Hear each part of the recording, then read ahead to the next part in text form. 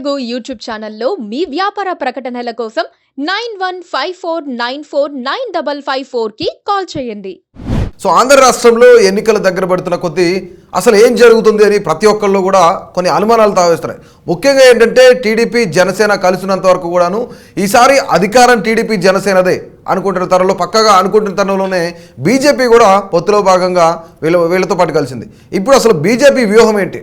ఆంధ్రప్రదేశ్లో బీజేపీ ఎలా వ్యవహరిస్తుంది? బీజేపీ రెండు వైపులా సమన్యాయం చేయాలని ఆలోచిస్తుందా? ఓ పక్క నుంచి టీడీపీ, మరో పక్క నుంచి జనసేన రెండు కూడాను ఎన్డీఏ కూటమిలో చేరిన పరిస్థితి అయితే నెలకొంది.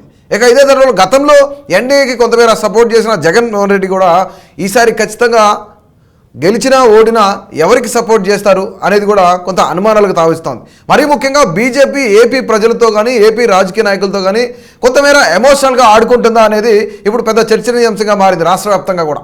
సో మరీ ముఖ్యంగా మనం చూసుకున్నట్లయితే బీజేపీ ఏవైతే 10 స్థానాలు ఎంచుకుందో ఈ 10 స్థానాల్లో కూడాను దాదాపుగా వైసీపీ అభ్యర్థులు చాలా బలంగా ఉన్న ప్లేసుల్లో బీజేపీ ఈ 10 మంది ఎమ్మెల్యే అభ్యర్థులు అయితే నిలబెట్టడం జరిగింది. ఒకసారి బీజేపీ ఎమ్మెల్యే అభ్యర్థులు మనం చూసుకున్నట్లయితే ఆంధ్రప్రదేశ్ రాష్ట్ర వ్యాప్తంగా కూడాను 10 నియోజకవర్గాలు కేటాయించడం జరిగింది. పొత్తులో భాగంగా 6 ఎంపీ స్థానాలు కూడా కేటాయించడం కూడా జరిగింది.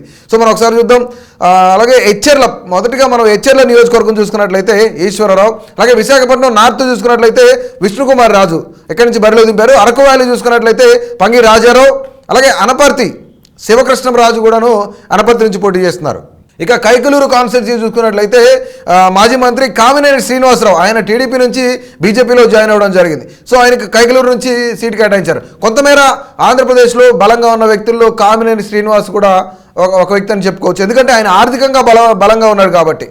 ఇక మనం విజయవాడ పశ్చిమ నుంచి చూసుకున్నట్లయితే సుజనా చౌదరిని ఇక్కడ నుంచి నిలబెట్టారు, ఇక్కడ నుంచి పోటీ చేస్తున్నారు. అలాగే ఒకవేళ అసలు పొత్తులో భాగంగా జనసేనకి టికెట్ కేటాయిస్తారనుకున్నారు. అక్కడ నుంచి పోతిన వెంకట మహేష్ గత 4.5 ఏళ్లుగా కూడా కొంతమేర బలంగా అక్కడ పనిచేస్తున్న పరిస్థితి అయితే నెలకొంది. సో ఖచ్చితంగా ఇక్కడ నుంచి పొత్తులో భాగంగా బీజేపీకి సుజనా చౌదరిని నిలబెట్టారనమాట.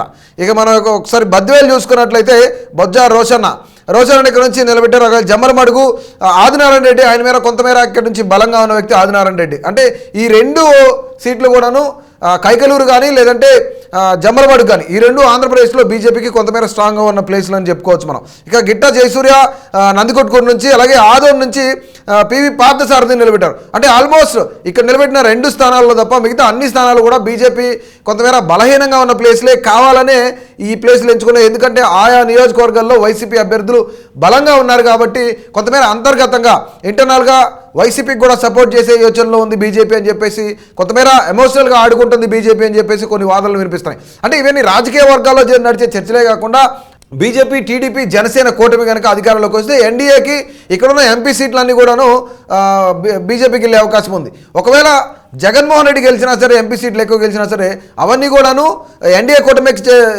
కూటమికి చేరే పరిస్థితి అయితే నెలకొంది. ఇక మరీ ముఖ్యంగా మనం చూసుకున్నట్లయితే ఇక్కడ అసలు ఎందుకు బీజేపీ ఇక్కడ ద్వంద్వ వైఖరి విపరీతంగా వ్యక్తపరుస్తుంది అనే దాని మీద మనం ఒకసారి చూసుకున్నట్లయితే చంద్రబాబు నాయుడుతో అసలు పొత్తు అనేది ఇంట్రెస్ట్ లేదని చెప్పేసి కొన్ని రాజకీయ వర్గాల్లో చర్చ జరుగుతూ ఉంది. అసలు చంద్రబాబు నాయుడుకి ఎందుకు అగనిస్ట్గా బీజేపీ ఉందంటే చంద్రబాబు నాయుడు గతంలో కొంతమేర బీజేపీని విమర్శించిన పరిస్థితి అయితే నెలకొంది. ఖచ్చితంగా బీజేపీతో కలిసి నడిచే ఆలోచనలు ఇంతకుముందు కూడా గతంలో కూడాను టీడీపీ లేనప్పటికీ కూడాను పవన్ కళ్యాణ్ పట్టుబట్టి ఈ యొక్క కూటమిని ఏర్పాటు చేయడం కూడా జరిగింది. మరీ ముఖ్యంగా అసలు మోదీకే ఇష్టం లేదు, చంద్రబాబు నాయుడుతో పొత్తు అనేది మోదీకే ఇష్టం లేదని ఇక్కడ చాలా క్లియర్గా కొన్ని రాజకీయ వర్గాల్లో చర్చ అయితే నడుస్తూ ఉంది. అందుకే ఇప్పటి వరకు కూడాను చిలకలూరుపేట సభ తర్వాత ఆంధ్రప్రదేశ్కి మోడీ ఇంతవరకు పర్యటనకు రాని పరిస్థితి అయితే నెలకొంది. ఎందుకంటే అన్ని రాష్ట్రాల్లో ఇప్పటికే 2-3 సార్లు పర్యటించిన పరిస్థితి అయితే ఉంది. ఇక తెలంగాణకు సంబంధించి కూడా 2-3 సార్లు పర్యటించిన పరిస్థితి అయితే ఉంది. కానీ పక్కనే ఉన్న ఆంధ్రప్రదేశ్కి మాత్రం కేవలం ఒక్కసారి చిలకలూరుపేట సభకు, అది కూడా పొత్తు ఖరారైన తర్వాత మాత్రమే వచ్చారు. ఇంతవరకు మోదీ రోడ్ షో కానీ లేదంటే ఒక భారీ బహిరంగ సభ కానీ పెట్టిన పరిస్థితి అయితే లేదు. ముఖ్యంగా ఎందుకంటే చంద్రబాబు నాయుడుతో కలిసి నడిచే పరిస్థితి లేదు కాబట్టి, నడవటం మోదీకే ఇష్టం లేదు కాబట్టి ఈ యొక్క పొత్తులు కొంతమేర వాళ్ళు వెనక్కి తగ్గుతున్నారు అన్నట్లు కూడా తెలుస్తూ ఉంది. సో ఇక మనం మొత్తంగా చూసుకున్నట్లయితే దాదాపుగా ఇక్కడ బీజేపీకి మరొక పెద్ద తలనొప్పి ఏంటంటే రాష్ట్రంలో ఆంధ్రప్రదేశ్ రాష్ట్రంలోనే బీజేపీ 2 గ్రూపులుగా విడిపోయింది. ఒకటి పురంధేశ్వరి యొక్క గ్రూప్ అయితే 2 జీవీఎల్ కానీ విష్ణువర్ధన్ రెడ్డి కానీ సోము వీర్రాజు కానీ వీళ్ళందరూ మరొక గ్రూప్గా ఏర్పడ్డారు. కాకపోతే ఇప్పుడు ఈ జీవీఎల్ గ్రూప్ ఏదైతుందో సోము వీర్రాజు వీళ్ళు ఎవరైతే ఉన్నారో వాళ్ళందరినీ కూడా తొక్కేసే ప్రయత్నం జరుగుతుంది. ఆల్రెడీ తొక్కేశారని చెప్పేసి ఒక వార్త అయితే నడుస్తూ ఉంది. పురంధేశ్వరి వచ్చిన తర్వాత కొంతమేర పురంధేశ్వరి గ్రూపు కొంతమేర ఫాస్ట్గా ఉంది. వీళ్ళ మధ్య గ్రూపు తగాదాలు కూడా పార్టీకి తలనొప్పి తెచ్చే విధంగా ఉన్నాయి. మరీ ముఖ్యంగా బీజేపీ నిజంగానే ఆడుకుంటుందా అని చెప్పేసి రాష్ట్ర వ్యాప్తంగా ఉన్న ప్రజలందరిలో కూడా జరుగుతూ ఉన్న చర్చ ఇది.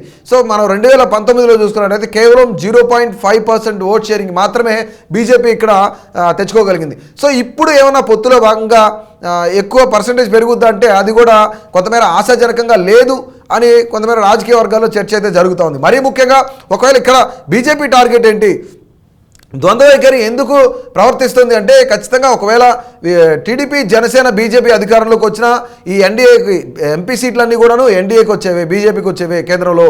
ఒకవేళ జగన్మోహన్ రెడ్డి గెలిచినా జగన్మోహన్ రెడ్డి సీట్లన్నీ కూడాను బీజేపీకి వచ్చేవి. మరీ ముఖ్యంగా ఎందుకు అంటే దాదాపుగా ఏదైతే ఇప్పుడు ఉద్యోగస్తులు ఎవరైతే ఉన్నారో శాలరీస్ ఇవ్వడానికి దాదాపుగా 5,500 కోట్లు ప్రతి నెల కావాల్సి ఉంటుంది. దీంతో పాటుగా సామాజిక పెన్షన్లు ఏవైతున్నాయో 1,900 కోట్ల పైచిలకు ఈ సామాజిక పెన్షన్లకి కూడా ఖర్చు అవుతుంది. కాబట్టి ప్రతి నెల 3,000 కోట్లు కేంద్రం నుంచి అప్పు కావాలి. కాబట్టి ఖచ్చితంగా జగన్ కూడా మోదీకే సపోర్ట్ చేస్తాడు. కాబట్టి బీజేపీ ద్వంద్వ వైఖరి ఇక్కడ ప్రవర్తిస్తుందని కూడా చెప్పుకోవచ్చు. ఎందుకంటే ఒకవేళ టీడీపీ జనసేన బీజేపీ అధికారంలోకి వస్తే కనుక డెఫినెట్లీ పెన్షన్లకు సామాజిక పెన్షన్ల కోసం మరొక 2-3 వేల కోట్లు అదనంగా ఖర్చు అయ్యే అవకాశం కూడా కనిపిస్తూ ఉంది.